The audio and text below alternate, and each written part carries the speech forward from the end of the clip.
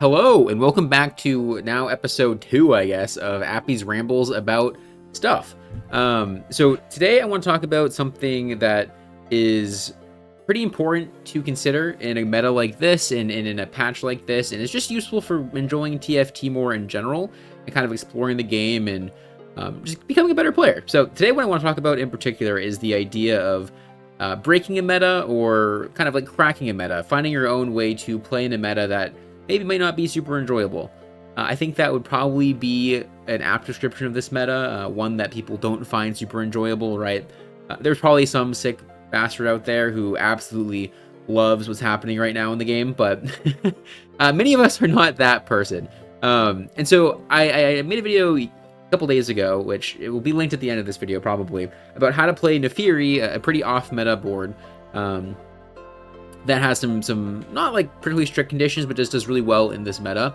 And I think talking a bit about how to get, like, how I came to that is a thing I wanted to play a lot, as well as just like I think there's one more line that I want to talk about, which is Zed, like Zed flex stuff this patch that is also slightly off meta, and that not that people don't play Zed, just people normally play Zed only with Vayne, and there's a lot of Zed being played by me, not with Vayne. So yeah, I want to talk about that stuff. I think it'll be really useful for just getting better at the game for people, getting more out of the game when you're, in a meta where maybe you want to play TFT, but you don't like what's going on in the game, and so you want to figure out how to play the game more. And so that's going to be that is going to be this. So I want to first start off actually with looking at the play rate of some things, right? Because I set the scene in that other video too, but I think it's important to set the scene again, that right now there are a few things being played a ton. This is even like not quite right, but the two biggest things you'll see played right now, if you look at any kind of pro play, or just like high elo lobbies, Exotech Zeri stuff with Hollow Zeri, and particularly Vexotech, which is this one. And you'll see those two, I say 3 to 4 way contested almost every single lobby, and then actually we can look back at this.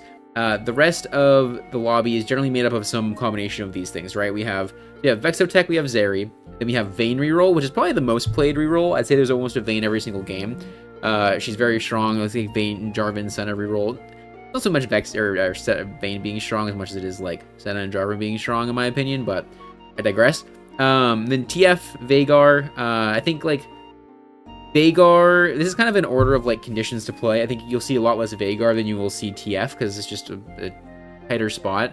You need more conditions to play this, but you generally see like one Vayne player, one TF player, maybe like 1 or 2 Brand Ziggs players, a bunch of these guys, and then maybe you'll see a Golden Ox player, maybe you'll see a Rengar player, maybe you'll see like a Bruiser Spat Fiddle player, right? And that generally, I'd say, is what is the general makeup of a lobby currently. And maybe like you'll see some random Anima player or like Vertical Dynamo player here. It's not likely, right? You have to be like very high roll to play those things. And so actually a good point to talk about just quickly is that when I say like how to break a meta, I don't mean like how to high roll your ass off and play, I played a game of Morgana reroll the other day, for example, right? And I won the game, but it's because I had like 18 trillion Morganas for free. I got to Aurora 2 because it was like the lucky shop hack. And so I'm not talking about that. I'm not talking about like how do you play an off meta board once, 1 out of every 10, 20 games. You should be doing that, right? If you're high rolling something, you can play anything. If you have 27 Morganas on 2-1, Morgana 4 is probably pretty good. That's not going to happen, but like that is to say that there's almost a spot for everything, even in a pretty strict meta.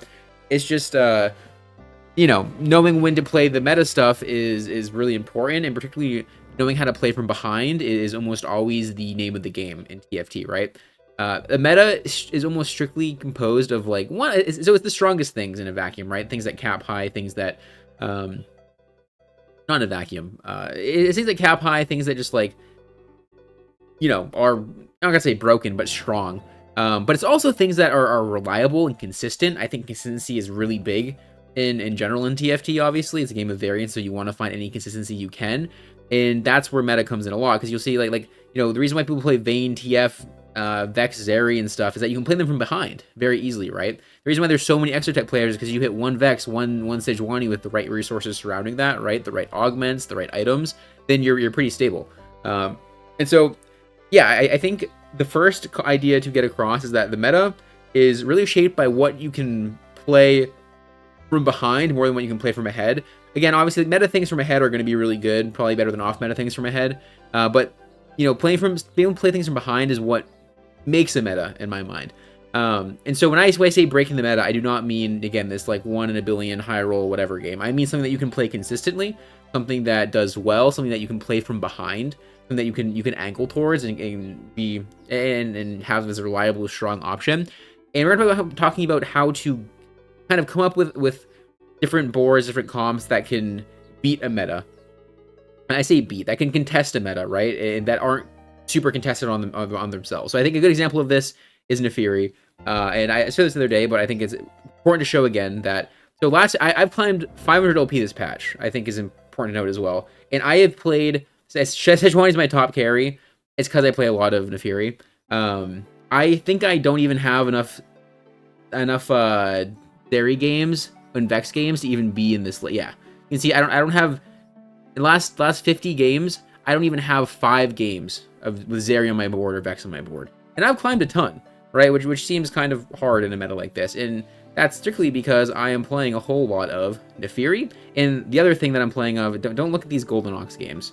Actually, there's some games like, they're my like most my most lost LP. If you look at games played, like Aphelios, Alistair, -1, these games are for fun. I promise, these are for fun. I'd probably be up 1,000 LP if I didn't play Golden Ox games every now and then, but it's too fun. It's a game. Have fun with it. But then, like, so this is only 8 games of Zed, right? But is what it is. It's something that I've found as a reliable option as well. You know, plus 100 LP. It's something I don't play nearly as much as this stuff, obviously. This is my default, and I'll talk about both. But having more options is obviously important. And so, like, the games where I can't play Neferi, I'll often end up in Zed kind of deal. And then the other games are just, like, you know, it's random fiddle games, maybe, like, 1 or 2 Zeri games, maybe a Vexecutioner game. But predominantly, I've been climbing with things that are not seen as super meta right now, and it's strictly because I have identified them as things that can do well into the meta, strictly because of the landscape of the game. And I think an important note here is that I said earlier, I was talking about a vacuum, right? Things that are strong in a vacuum. I would say a lot of the strongest things in a patch are things that are like just good, right? They're just generically good. But a lot of the things that I'm playing here, and I think that like Neferi and Zed are kind of poster dog and guy for this patch, are things that do well not in a vacuum, but particularly in certain matchups potentially, and particularly in like not just like in a 1-to-1 matchup, but particularly like itemization wise and like item economy wise and like roll timing wise. Like you're playing the game in a way that does well into the way people are playing the game right now, right? And so we'll talk about a few things. I think we'll start out actually talking just about the concept behind something like Neferi, concept behind something like Zed first off, and why it does well into a meta like this.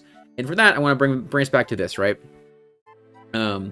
So every comp in TFT, at the end of the day, is pretty much strictly just a set of win conditions, right? For how you want to play a fight. And this is, I think, an important thing for understanding how to arrive at like counter meta or just off meta lines.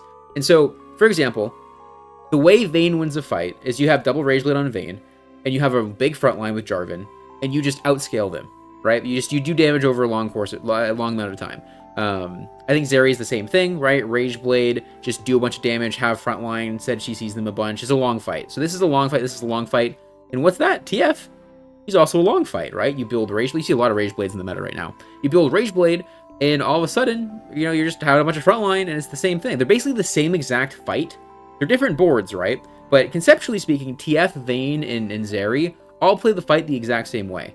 And then you actually look at like Vex and Veigar. So Vex is interesting in that Vex has a couple ways actually to play a fight, because you can go like a rampy fight with like Archangels on Varus and stuff, and that's okay. But generally speaking, what people put on Vex, right, is they put blue buff, they put Gunblade, and they put I want to say Trap Claw, they put Guard Breaker, right? So things that just kind of do a lot of damage up front, and she just has a lot of room for high unit quality. And the people who are winning games on Vexecutioner lines are people who are hitting their 5 costs, right? Or they're hitting their insane resource augments like Trait Tracker and getting a bunch of extra synergies in.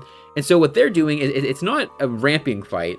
It's kind of like a faster fight, or like I like to think of it as like a mid-range value fight, right? Where like you win fights by just having a better board, like more gold in your board than someone else. I think it's definitely on the side of a faster fight though, because Vex is very good at blowing things up, which is I think another aspect of the meta is that Zeri, Vayne, TF, Vex all very heavy single target. Veigar, very similar to Vex as well in that like he's just blowing things up, right? He wants a fast fight. It's why actually if you look at the stats, we can even do that right now. If you look at Veigar stats, Veigar is terrible with the Bastion version that people used to play, like the 4 Bastion stuff. I'm gonna look like an idiot if it's actually good, but yeah, okay, 5.04 is the AVP, right? Terrible. And the reason for that is that if you play Veigar with a bunch of frontline, but he's built to be a unit that wants to blow things up quickly, what are you doing? You're not giving him the tools he needs to succeed, right? You're not playing 6 Techie, you're not playing 4 Cyber Boss. Which, yeah, that is to say that every unit in the game plays the fight in a certain way, right? Golden Ox, I think, is an example of, like, it can do rampy, it can do fast, it just is like it blows you over with too much gold, basically. Rengar is like a melee champion 1v10 thing. Fiddle's also a long fight for what it's worth, just not Rageblade, but Archangels. Brand and Ziggs just blow you up, similar to Vex, similar to Veigar. It's a fast fight, and it's why it can see some play right now, because it is... We'll get to that in a second, actually. But yeah, so then the Rengar is like this other thing that's like a melee 1v10 thing, right? Which is really hard to play right now just because there's so much single target damage in the game. And so with that idea out there, that every single comp in TFT is nothing but a set of win conditions, right? They're just different. It's different paint on the same brick wall, right? Vayne is TF, is Zeri, Vex is Brand, is Veigar, is yada yada yada. You can start to get a feel for why you might be losing some games and like why a meta can feel bad. Because at the end of the day, let's say you're playing Vayne, right, versus a Zeri player. You want to accomplish the same exact thing. Who wins that fight? The person with the higher roll augments, the higher roll resources, right? I say higher roll, like obviously some of that is like a lot of that is line recognition and saying like, okay, well this is really good for Vayne, and then like there's a lot that goes into it. But generally speaking, at the end of a game, bar the line stuff, just like comp v comp at the end of the game, who wins the fight is the person with better stuff on their board. That's to say, and that's what I say though, like Rengar. I think the Rengar versus like Brand is a really good example, because a Brand board, right? A Brand board can be 150 gold every 2-star 5 cost in the game, and then just lose to a Rengar board. And the reason for that is that the way Brand wants to play a fight is like these big AoE, like kill them all kind of things, but he lacks single target damage as a result. And then Rengar is a unit that really preys on not being able to kill a single unit, because he's like that melee unit 1v10 thing, right? And so that's where you can start to see matchups. And similar thing, the reason why Vexecutioner feels so good into a lot of these ramping boards is that if you are trying to ramp, and this Vex is just one-shotting your whole front line every 2 seconds off a blue buff, you know, all of a sudden, that speeds up the fight, and you actually have a worse win condition to that, which is, again, why Vexecutioner is so strong, and why Veigar has moments to be really strong, too. The problem with Veigar, and why you see Veigar be, like, you know, harder to play on average, I would say, than the other reroll boards, is that he needs a lot more to actually get to the point where he can just blow stuff up. Because, again, like a lot of the things you reroll with him are just frontline, and so you need to, like, get to Brand and get to the things that, like, also do a bunch of damage, and if you try to play into that longer fight, you're gonna fall behind. That's why, like, Gunblade Veigar has fallen off as well for you know, a long time now here. Like Gunblade Veigar, you know, once JG got fixed, got the gut bug fixed, and is now working on Veigar, people go, like, blue buff JG, guard breaker, blue buff JG, JG, like, double mana plus JG, because he needs the fast fight, right? Yeah, so that is to say that not only is every comp in the game just a set of win conditions, they all interact with each other in certain ways. And so I think you want to experiment with this, and like the units themselves can definitely change how these work patch to patch. But I think it's pretty easy to see why when you look at the game like that, it's pretty easy to see why something like Rengar falls off in a meta like this, right? Is played way less frequently, because how is this 1v10 melee champion win condition going to work when Vayne, Twisted Fate, Vex, and Zeri, and Veigar all just blow up one thing at a time, and as soon as he's aggroed, he's dead, right? We'll get to like why Zed works, because he's different than that, but and then yeah, you'll start to see that you'll start to see like little interactions between types of win conditions. And so I think one of the most important things to do in a meta is, one, identify the win conditions that are prevalent in a meta. And so you can see in this meta, I think there's definitely more ramp than there is not ramp, right? A lot more ramp than there is not ramp. And there's a lot of like single target damage that is really hard for melee carries to exist in. That's not to say that other units are bad, by the way, than the stuff in the meta. Because, for example, and I want to talk about Nefiri here. Nefiri is so strong. Her spell does so much damage. Like, the numbers are insane.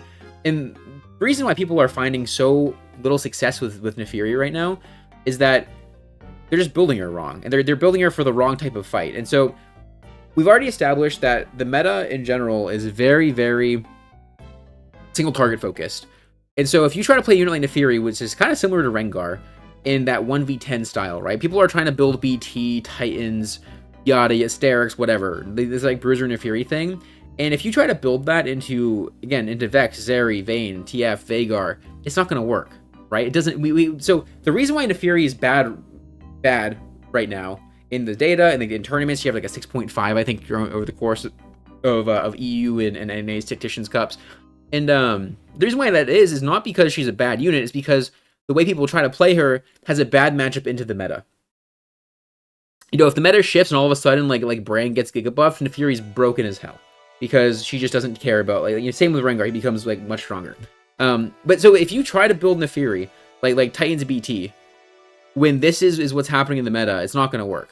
And so this is all to say basically that being very aware of how fights play out can give you a lot of insight into why things aren't working, and then also how to make them work. So I would recommend at this point you go watch the Nefiri guide video if you have not yet, because we talk a lot about itemization, and the most important item I talk about there is actually Edge of Night, which is an item that like it's good on melee units, right? But not something like the way people want to play Nefiri, want to imagine Nefiri's is this like Bruiser 1v10 thing.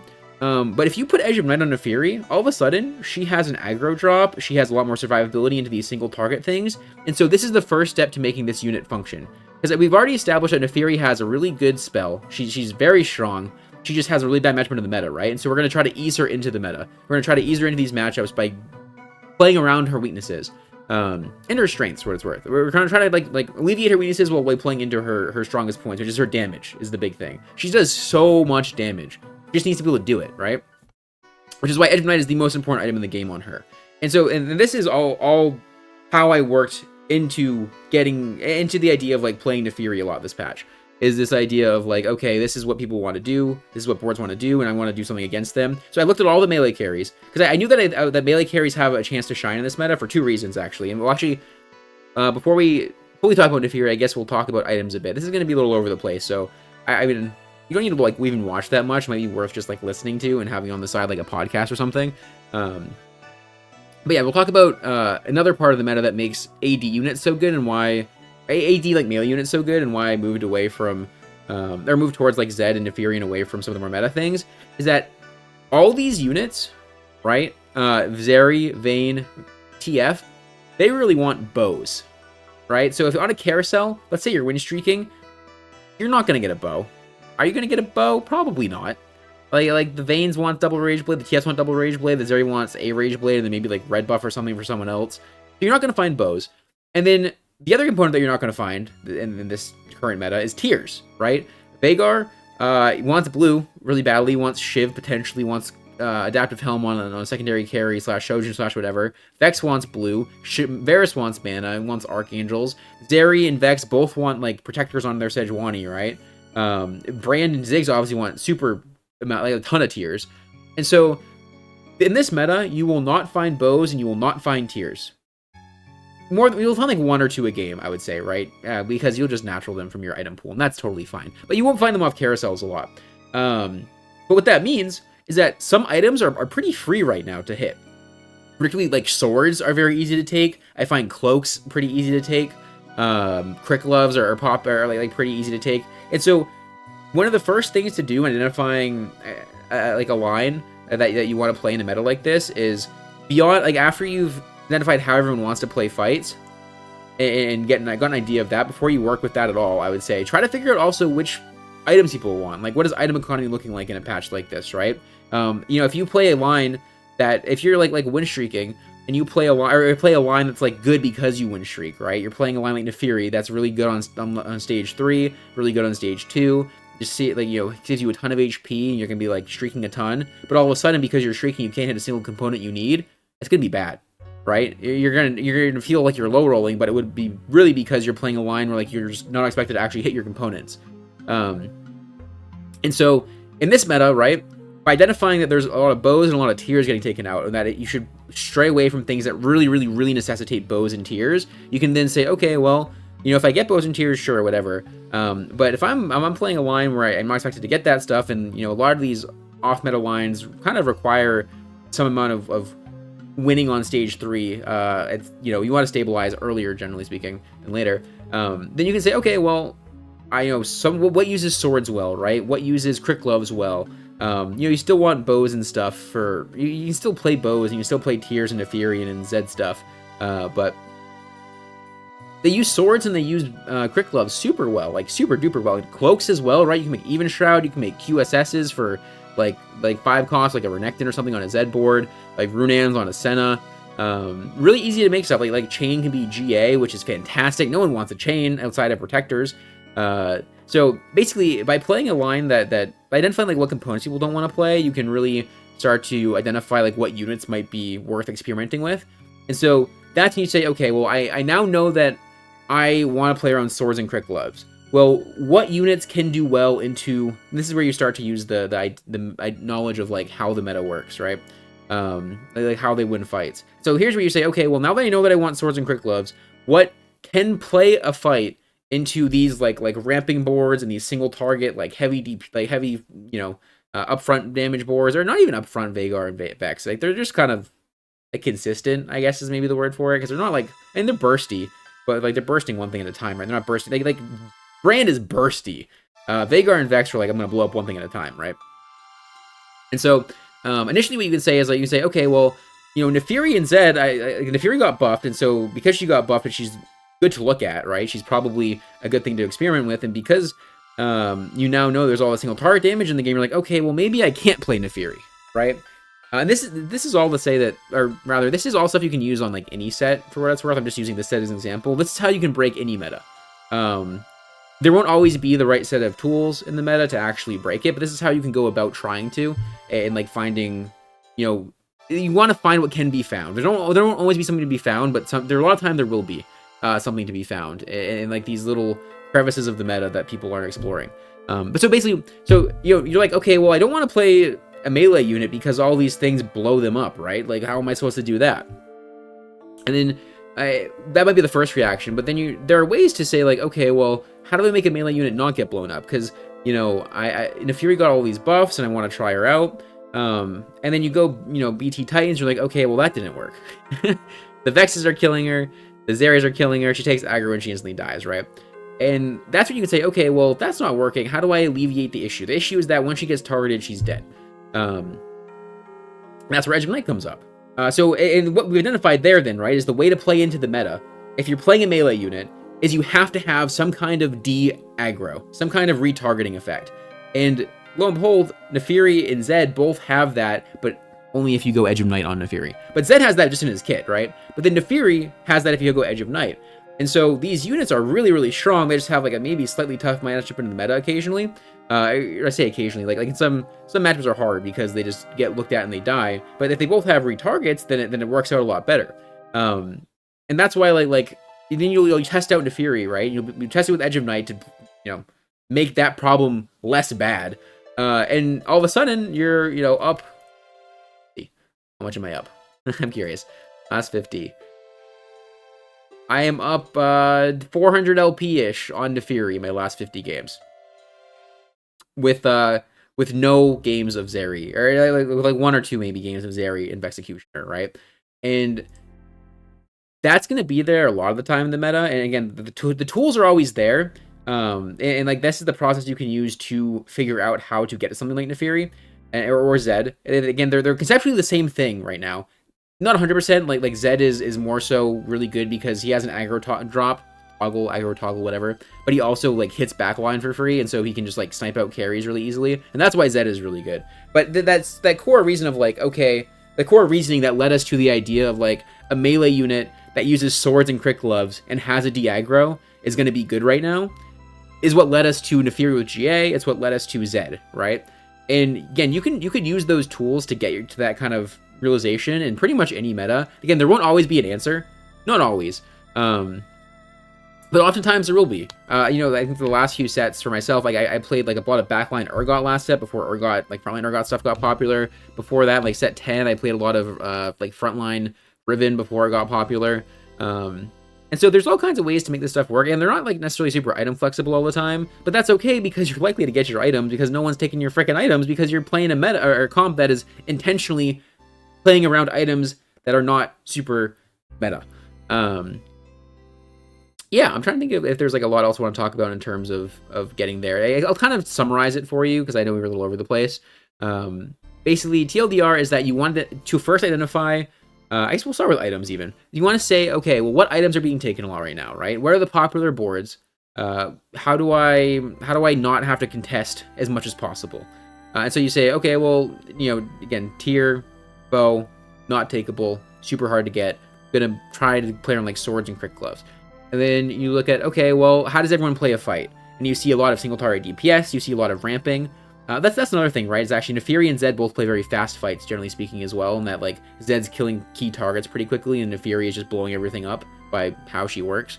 And so that you know, a fast fight is just good into the Zeri, Vayne, TF stuff, and then it like kind of matches the Vex and Vhagar stuff, and then Neferi's also kind of like a 1v10 type unit, like Rengar, so it does well into like the Brand Zig stuff. Zed similarly is like really hard to just pin down and kill, you know, from the aggro toggle as well as just like having a lot of healing from Slayer. So he's similar to Neferi in that Brand Ziggs matchup where like he's killing key targets and, you know, just being really healthy. The boards do work slightly differently for what it's worth. Zed is more about like killing a key target fast, where Neferi is more about like killing everything fast. But you know, get the idea. But yeah, so you generally have boards play fights and look for a solution, like a solution to differentiate yourself. Because the problem is if you just like you'll in a meta where everyone's playing ramping boards, like ramping front to back boards, you will never find a backliner that's secretly broken. Right? In a melee, in a unit area, in a meta where like everyone's playing melee carries, you will never find a melee carry that's secretly broken.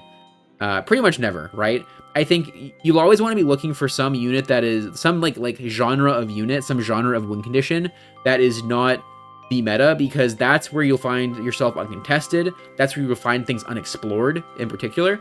And then you won't have to match, right? Because again, like if a Vayne player plays a Zeri player, it's just kind of whichever one like has more gold on their board, whichever one has better resources. Not just gold, right? I'm trying to have like more fitting augments and stuff, like I said earlier, but it kind of boils down to like which one is just like you know, if they were to get in a fist fight, who wins? Where when you're playing things that are mismatching win conditions, like Neferi into this, like Zed into these things, it becomes more a positioning game. So there's more to do with that, and it becomes like all of a sudden you brought a knife to the fist fight, right? Or like they're playing. Like it's like one guy's playing chess, one guy's playing checkers, and you're trying to see who wins, which doesn't really make sense. That's a terrible analogy, but basically, like you're not playing the same exact game as them, so you can have less on your board and still win if it's a good matchup. In the case of like you know, there are Brand Ziggs boards that I beat with Neferi on when like they're Brand 2 and I'm Neferi 2. And you're like, why do you win that? Well, it's because how matchups work, right? Same with like you'll be like Z1 beat it, like destroying a Brand 2 Ziggs 2 board because it's just how the matchup works potentially. So I think you almost always want to look for mismatched matchups. You never want to like match win conditions. And for example, like Neferi actually struggles a lot into Rengar because it's the same win condition. He's just costs more gold than her, right? And you'll see that a lot. You'll see that a ton in metas like this, where like everything is playing the same win condition. You know, your Vayne 2 is going to lose to the TF3, obviously, but maybe like the Neferi 2 actually could have beaten the TF3 because she wraps, or because, you know, she just ends the fight before TF has time to scale. So yeah, one of the biggest things, look for a mismatching win condition. And then, you know, like by doing that, you'll find like a lot of little gaps in the meta, a lot of crevices that no one's crawled into that you can start to explore. But also, I should probably explain what I mean by Zed lines real quick. Zed lines, I mean like fast 8 Zed, not like Vayne Zed. I mean like go level 8, play around Zed before the Vayne players hit their Zeds, and then like fast 9 off of that. You can play Zed Vex, you can play Zed. I played Zed MF in tournament actually this set. You can play Zed Brand even if you want to. It's pretty easy to fit. You just play like Mundo, Zyra, Brand. You can play Zed plus 5 cost, which is ideally what you get to, right? It's just kind of an interim board on level 8. And it won't win games, but generally speaking, it won't win games, but it'll do well enough to top 4 games that might be not top 4able otherwise. So Yeah, just look for the crevices, right? Look for holes, and you will find them. And this is true for this set. This is true for next set. This will be true for 10 sets from now. When you don't want to play a meta, when you want to break a meta that is stale and feels uninspired, look for the crevices. Look for what's not being played win condition wise. Like take a step back and just look at everything conceptually, and you'll get there. So hope you guys enjoyed that. Hope that's helpful. Let me know if you'd like me to ramble less and have clearer thoughts, maybe. And please remember to like the video and subscribe to the YouTube channel. Bye bye.